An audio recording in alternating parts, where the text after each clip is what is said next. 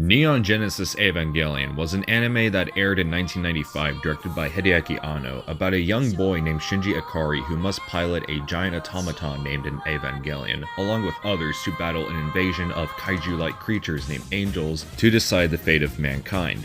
The show was released by Gainax and was distributed in the US by ADV, and Evangelion immediately became a cult phenomenon, spawning multiple animated films, spin-offs, a manga, even a crossover with Godzilla. And much like with all things popular, it is inevitable that it would receive the live-action treatment on the big screen. Somehow, Neon Genesis Evangelion became a special exception to this. This is the story of Evangelion, the motion picture. In 2003, Gainax, ADV Films, and Weta Workshop Limited, the special effects company behind Peter Jackson's Lord of the Rings and Hobbit trilogies, and King Kong, as well as Ghost in the Shell in recent years, made an appearance at the Cannes Film Festival of that year.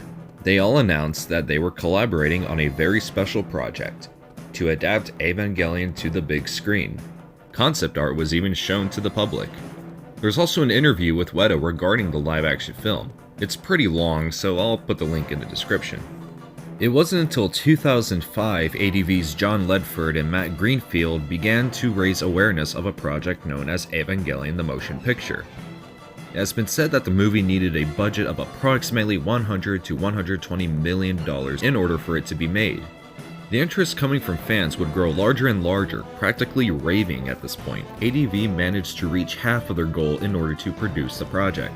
In 2006, Tekushokan was being held in Pittsburgh, and Matt Greenfield, along with Tiffany Grant, who voiced Asuka Lengui Soryu in the anime's English dub, would represent ADV Films. There they would speak more details about the live-action project, and it was revealed that the film was all Weta's idea, who approached ADV about it, who then turned to Gainax. One interesting to note is that Robin Williams shared interest by lending support to ADV's pitch package, which included test footage of the actual film which had not surfaced online at the time of this video, and the movie has been scheduled for a release date between the late 2000s and the early 2010s. Shortly after the panel, Weta Workshop unveiled more official concept art of the film. The visuals contain concepts of the futuristic Japan, the Eva units, angels, as well as plug suits for Rei Ayanami, now spelled R-A-Y, Asuka, who has been renamed to Kate Rose, and Misato Katsuragi, who has been renamed Susan Whitnall. This of course did get on the bad side of a good number of fans, though it has been confirmed that these names are unofficial. However, some complications started to stir. Who was Evangelion the Motion Picture being marketed to? Is it for fans? A general Western audience? Could one movie really be enough? If so, considering the themes throughout the anime, how could they possibly adapt it to where us quote-unquote dumb Americans would understand it? All we could do was wait. At Anime North 2007, Greenfield discussed Evangelion in an interview. Like the Weta interview, this one's also pretty lengthy, so I'll put the link in the description.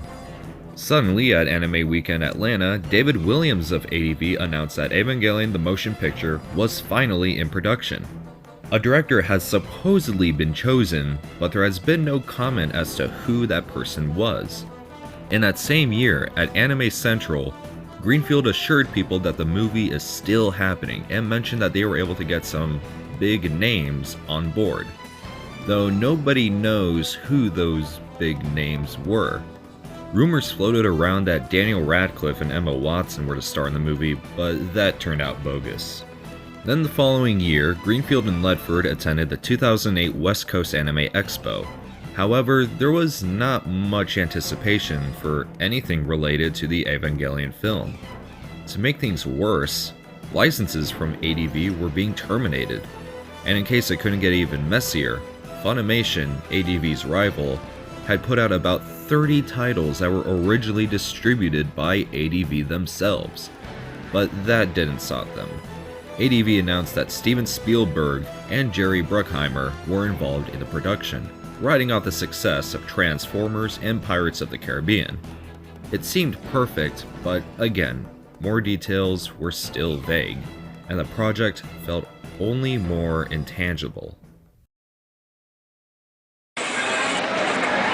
Once again get to sign Neo Genesis Evangelion. What a thrill, because nothing would please me more right now if we were getting to make this into a film.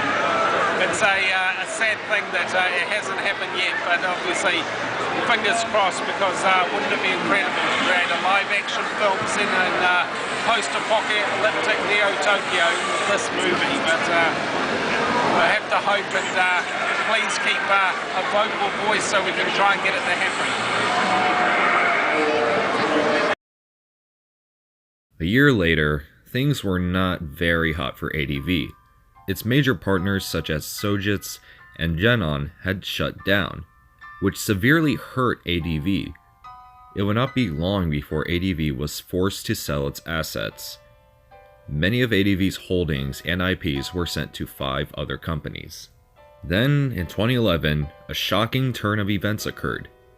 ADV Films filed a lawsuit against Gainax, the company responsible for the creation of Evangelion, ADV's partner in this live-action production. And this was where more details were released. The live-action Evangelion project included 3 feature-length films, 5 television programs, and 3 direct-to-video products. ADV wanted Gainax to give them full control of the project, and all of the Evangelion motion picture rights. However, ADV ended up paying Gainax only $100,000 plus extension fees, since there had been no official budget set for the movie, and only kept 10%. There was word that Gainax was hesitant about the project, which ADV claimed that said hesitation created a loss for what they said to be a major studio opportunity.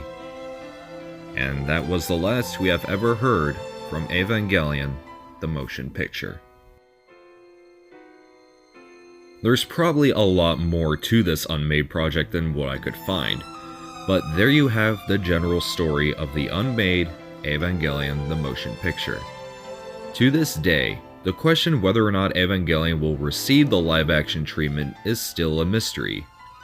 However, I would like to share my personal take on what I think about the film's potential, but that will be another video for another time. Stay tuned, for I share my personal take on a live-action Neon Genesis Evangelion.